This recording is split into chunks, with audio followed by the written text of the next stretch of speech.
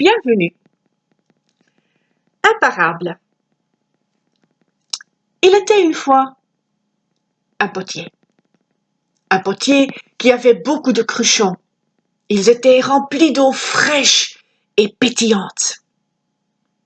Tous ces cruchons ont été brisés. Mais ils ont été réparés. À certains endroits, il y avait encore des fissures, ce qui les faisait couler. Non, ils n'étaient pas parfaits. Un jour, un de ces cruchons a dit au potier, « Je me sens tellement incapable. Je n'ai plus d'un demi-cruchon d'eau. Et le reste a coulé. » Le potier lui répondait, « Tu n'as pas à te sentir coupable du tout. Regardez une fois, après toi. Je t'ai crié, je t'ai perdu, je t'ai cherché et je t'ai retrouvé, brisé. Mais je t'ai réparé. Tu es si beau, très précieux pour moi. Je t'ai rempli d'eau fraîche. Je connais ta vie. Je vais planter des fleurs et des buissons sur votre chemin de vie. Tu as une fuite dans ton cruchon, c'est vrai. Tu n'es pas parfait, mais tu as arrosé tous ces fleurs et ces buissons. Sans même l'avoir réalisé, tu les as fait pousser et fleurir.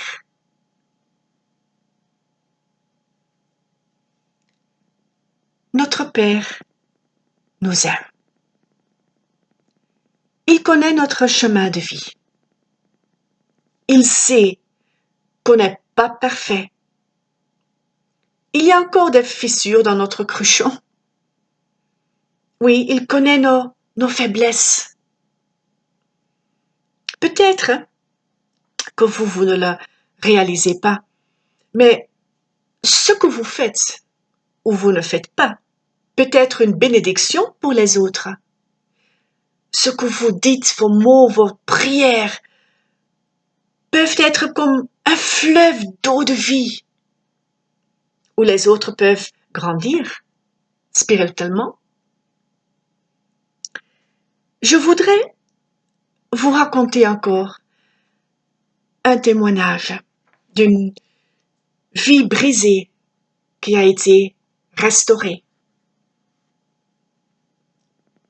Un jour, je suis allée à une réunion de femmes dans une ville voisine.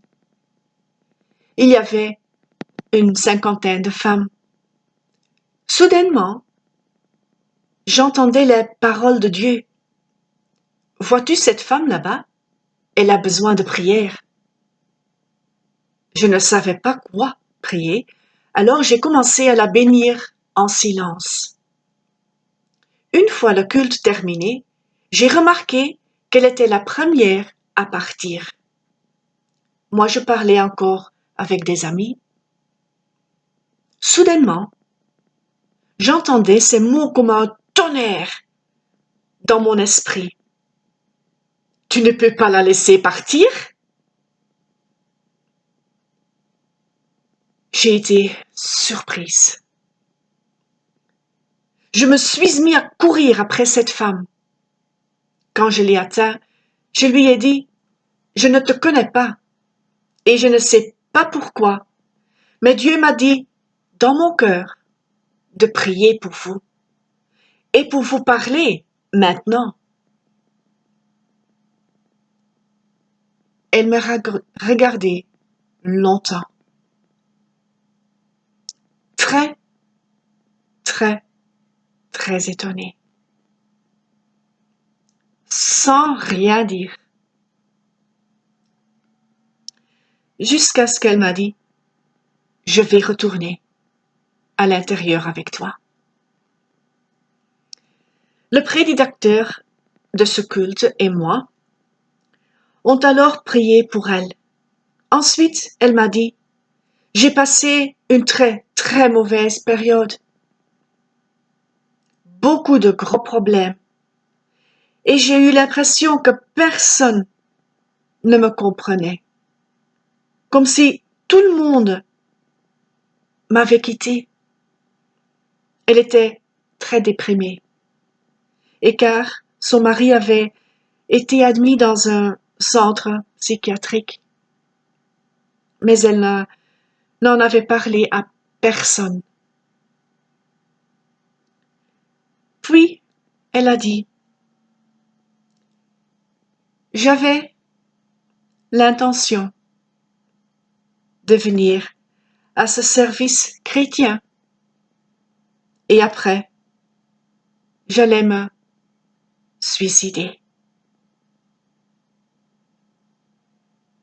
Comme elle n'en avait parlé à personne, je ne pourrais pas le savoir d'avance. Mais maintenant, à la suite de mon action, elle s'est réalisée que Jésus ne l'avait pas abandonnée, mais qu'il voulait l'aimer et l'aider. Elle a donné, à ce moment-là, sa vie complètement à Jésus-Christ. Un nouveau commencement.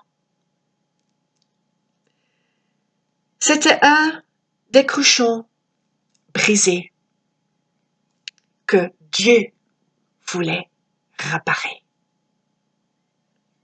Soyez bénis. Shalom.